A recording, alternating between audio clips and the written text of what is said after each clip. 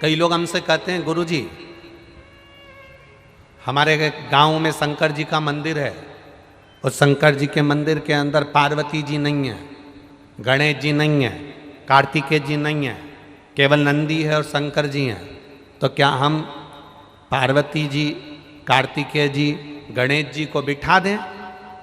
हमने कहा कितने साल से नहीं है? अरे गुरुजी हमारे तो दादा बरदादा के समय का है, कम से कम 100, 150, 200 साल का है। वो मंदिर ऐसा कैसा ही है, टूटा फूटा है, भंगार सा है। उसमें ना गणेश जी हैं, ना देवी जी पार्वती जी हैं, ना कार्तिकेय जी, नंदी है, शंकर जी हैं। और शिवलिंग भी ऐसा हो रहा है, खंडित खंडित सा हो रहा है। तो क्या हम वहाँ दूसरे देवी जी को, पार्वती जी को, गणेश जी को, कार्तिकेय जी को बिठा दें?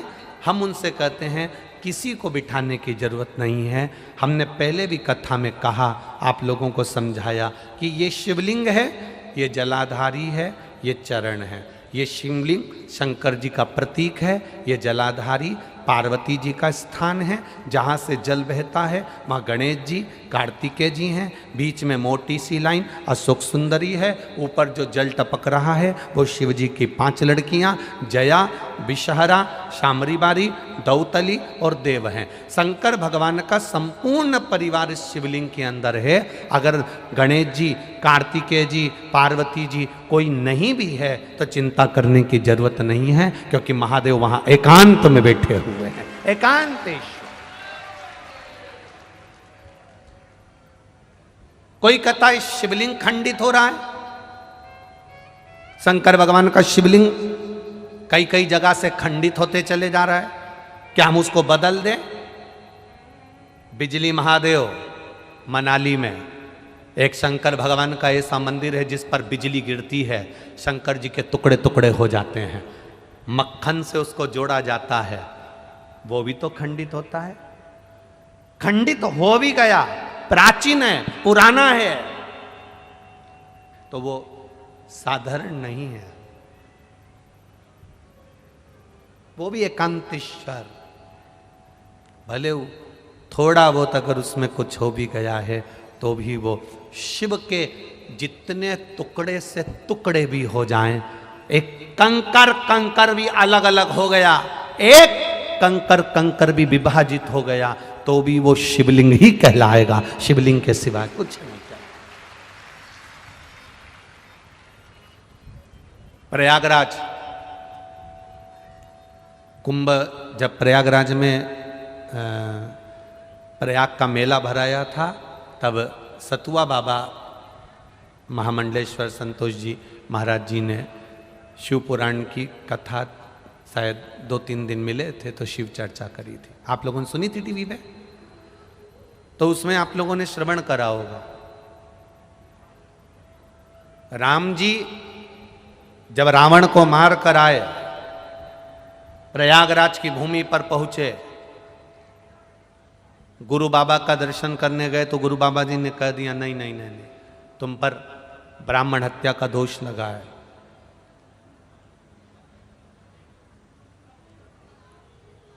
1 करोड़ शिवलिंग का निर्माण करोगे तब तुम ब्राह्मण की हत्या से मुक्त होगे।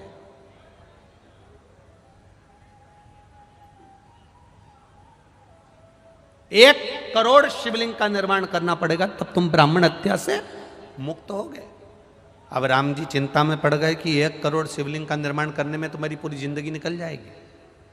एक एक शिवलिंग बनाऊंगा, 1 करोड़ शिवलिंग बनाने में पूरा जीवन निकल जाएगा। 1.25 करोड़, 1 करोड़, क्या करा जाए? तब मां गंगा जी से राम जी ने पूछा कि आप बताओ कि शिवलिंग का निर्माण कैसे करा जाए। तो गंगा जी के पास गए। गंगा जी ने कहा चिंता मत करो राम जी, आप गंगा के तट की बालू रेत का शिवलिंग बना लो। उस बालू रेत में छोटे छोटे छोटे छोटे इतने कण होते हैं, मिट्टी का शिवलिंग बना लो। मिट्टी में इतने कण होते हैं, इतने कण होते हैं, मिट्टी में छोटे छोटे ढेर कण हो, बालू में छोटे छोटे ढेर कण।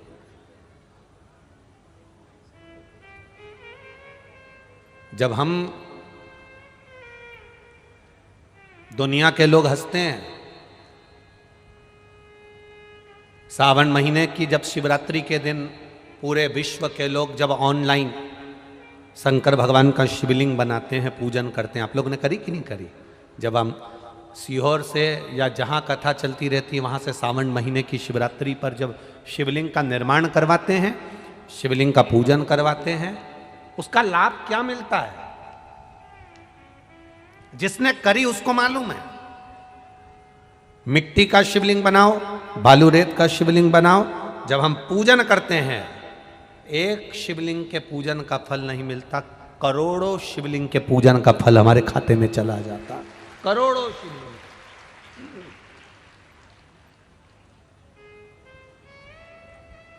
राम जी से कहा कि आप करोड़ों शिवलिंग का निर्माण करो, तब तुम ये ब्राह्मण की हत्या से छूटोगे।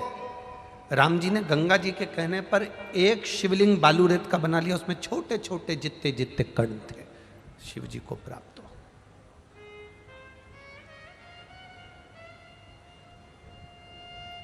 क्या मिलता है ये कथा में, पंडाल में बैठकर कथा सुनने से? कई लोग कहेंगे